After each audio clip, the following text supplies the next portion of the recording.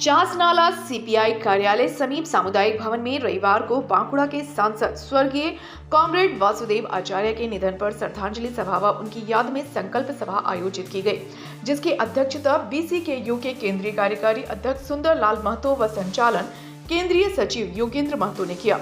मौके पर वक्ताओं ने कहा कि वर्तमान केंद्र सरकार मजदूर, किसान एवं न्याय की प्रक्रिया तक को बदल डाला। ऐसी सरकार के खिलाफ हम सभी को एकजुट होना होगा, नहीं तो 2024 में उनकी सरकार बनी तो स्थिति और भी गंभीर हो जाएगी। वहीं वक्ताओं ने कहा कि कॉमरेड वासुदेव आचार्य बहुत ही लोकप्रिय सांसद थे। वो 9 बार सांसद तो रह चुके थे, आम जनों की आवाज थे और जन समस्या को लेकर गंभीर रहते थे और धनबाद में मजदूरों की समस्या को लेकर बराबर गंभीर दिखे। उनके बताए रास्ते पर चलकर देश का कल्याण हो सकेगा। देखिए, ये कॉमरेड वासुदेव आचार्य जो हमारी पार्टी के सेंट्रल कमेटी के मेंबर थे, 9 बार का सांसद भी थे, ऑल इंडिया कोल वर्कर्स फेडरेशन का अध्यक्ष थे। उनका निधन के बाद पूरा देश में संकल्प सभा आयोजित किया जा रहा है और इसके तहत हम उनका जो काम करने का तरीका था, जनता के बीच में उनको जिस तरीके से मिलनसार रूप से काम करते थे, आप विशेष करके धनबाद के कोयला मजदूरों के आंदोलन बोलिए, डिस्प्लेसमेंट का सवाल बोलिए या फर्टिलाइजर का सवाल, डीवीसी का, लगातार तो हम लोग उनका नहीं रहना हम लोगों के लिए बहुत ही आगे आने वाले दिनों में कठिनाई होगा। हम लोग इस पर चर्चा कर रहे थे, लेकिन हम जब किसी हमारे नेताओं का ना ये संकल्प सभा करते हैं तो सामाजिक, आर्थिक, राजनीतिक परिस्थिति का विश्लेषण करके उसके आधार पर अपना काम क्या है ये भी हम चर्चा करते हैं। इन दिनों सबसे गंभीर परिस्थिति है कि भारत में जो वर्तमान स्थिति है, स्वाधीनता के बाद से आज तक इस तरीके से गंभीर स्थिति कभी नहीं झेला भारत की जनता ने। अभी पिछले संसदीय के अधिवेशन में 164 विरोधी पार्टी के सांसदों को महज इसलिए निलंबित किया गया कि वो मांग रहे थे जो संसद में जो लड़के घुसे थे और वो जो नारा लगा रहे थे ये एम्प्लॉयमेंट का सवाल, महंगाई का सवाल, ये सवाल पर गृह मंत्री और प्रधानमंत्री बयान दे, ये तो संसद के नियम में पड़ता है। लेकिन बहुत ये आश्चर्य की बात है कि ना गृह मंत्री ना प्रधानमंत्री संसद में कोई बयान देने के लिए तैयार थे। वो बाहर में टीवी में मीटिंग में तैयार थे, ये भाषण दे रहे थे। और जब तक ये चर्चा में अभी तक कहीं नहीं आया, जो हम लोग भी संसद में कई बार गए हैं, देखे हैं, जो कोई बाहरी आदमी अगर जाता है दर्शक दीर्घा में तो कोई संसद का अनुशंसा के आधार पर जाता है। जो अखबार में पढ़े हैं, कर्नाटक कोई भाजपा का सांसद के अनुशंसा पर ही 2 लोग गए थे। तो बाद में तमाम बातें आएंगी, हम उस पर विस्तार से जाना नहीं चाहते थे। लेकिन गंभीर स्थिति यह है कि सबको निकालने के बाद जो 3 कानून पास किया गया वो भारत के जनतांत्रिक व्यवस्था के लिए सबसे गंभीर, चाहे नागरिक सुरक्षा के नाम पर हम तो कहेंगे वो नागरिक असुरक्षा है,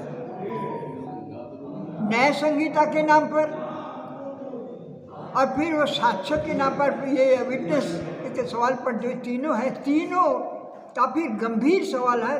धनबाद और ये हम धनबाद में क्योंकि चर्चा कर रहे हैं, यहाँ पर ट्रेड यूनियन आंदोलन, जनवादी आंदोलन काफ़ी तेज है। हम लोग के लिए काफ़ी चिंता की बात है जो आगे आने वाले दिन में हम आम जनता को क्या क्या मुकाबला करना पड़ेगा, वही चर्चा हम लोग कर रहे थे। ये देशद्रोह, राष्ट्रद्रोह का नाम बदल के देशद्रोह करना, चूल्हा बदल लेना, सीआरपीसी आईपीसी में परिवर्तन करना और देशद्रोह का, राष्ट्रद्रोह की जगह देशद्रोह किया हुआ और कठिन, अंग्रेजों द्वारा जमाए गए जो बनाए गए जो कानून था उससे और ज़्यादा कठिन पर जिस तरीके से किया गया। नॉर्मली हम लोग जानते हैं, कोई आदमी अरेस्ट होता है तो उसको FIR को कभी इमीडिएटली देना पड़ता है, परिवार को खबर देना पड़ता है कि आपके आदमी को कैसे क्यों हम अरेस्ट किया। ये सब अब नहीं होने वाला। FIR का कॉपी भी नहीं देंगे। कल काफ़ी चर्चा हो रहा था, क्यों भाई, कि यहाँ पर देश का, कि इसमें देश का खतरा क्या है। कोई आदमी को आप अरेस्ट करते हैं, अब ये कह रहे थे नॉर्मल लिमिट था 15 दिन तक आप कस्टडी, पुलिस कस्टडी में रख सकते हैं, अभी आप बोल रहे हैं हम 50 दिन 90 दिन तक रखेंगे।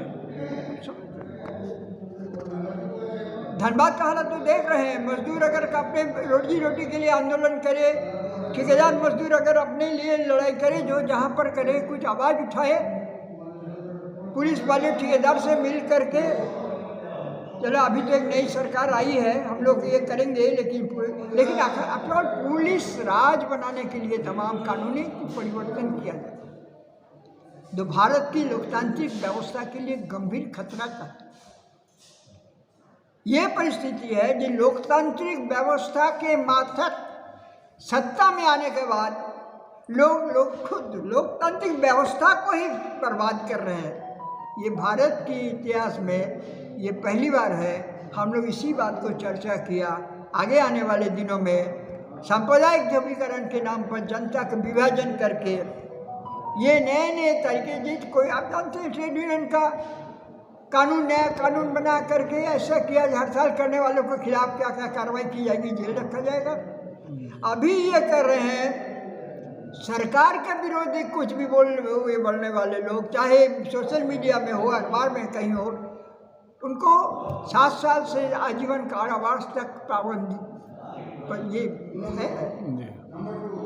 तभी सुप्रीम कोर्ट में जाने के लिए तमाम विरोधी पक्ष, वामपंथी और तमाम पॉलिटिकल पार्टी, विरोधी पार्टी तैयार कर लिया जो हम लोग सुप्रीम कोर्ट में जाएंगे सरकार का इस कानून के खिलाफ। लेकिन सरकार जो है वो जिस तरीके से भारत की जनतांत्रिक व्यवस्था को बर्बाद करने के उतर रही है, हम तमाम लोगों के लिए, जनता पसंद लोगों के लिए, संविधान पसंद लोगों के लिए, जो संविधान की रक्षा करने के लिए अपने लोग रहते हैं, उनके लिए बहुत बड़ी चुनौती है। हम लोग ये चर्चा किया कि कम से कम धनबाद की आम जनता के बीच में हम इस गंभीर सवाल को ले जाएंगे कि अगर यही कर रहे हैं कि तो सही रूप से कॉमरेड वासुदेव आचार्य ने जो रास्ता दिखा के गया है, उस रास्ता में चलने में हम कामयाब होंगे। यही चर्चा हमारे सब साथी जो वक्ताएँ हैं वो किया। और ये धनबाद जिला में ये है, खाली नहीं, पूरा देश में 11 तारीख को उनकी निधन हुई। 11 नवंबर आज तक करीब 1.5 महीना लगातार, चाहे हिमाचल प्रदेश से शुरू करके कन्याकुमारी तक, अंडमान तक, एक बार सब जगह हो जाते थे। सब जगह अगर आप नज़र खोल के देखेंगे, सब जगह रोज़ संकल्प सभा होता है। इतना ही पॉपुलर थे कॉमरेड वासुदेव आचार्य। उनके याद में हम लोग धनबाद जिला कमेटी, भारत की कम्युनिस्ट पार्टी मार्क्सवादी की ओर से ये शोक सभा, संकल्प सभा आयोजित किया और इसमें ये चर्चा की।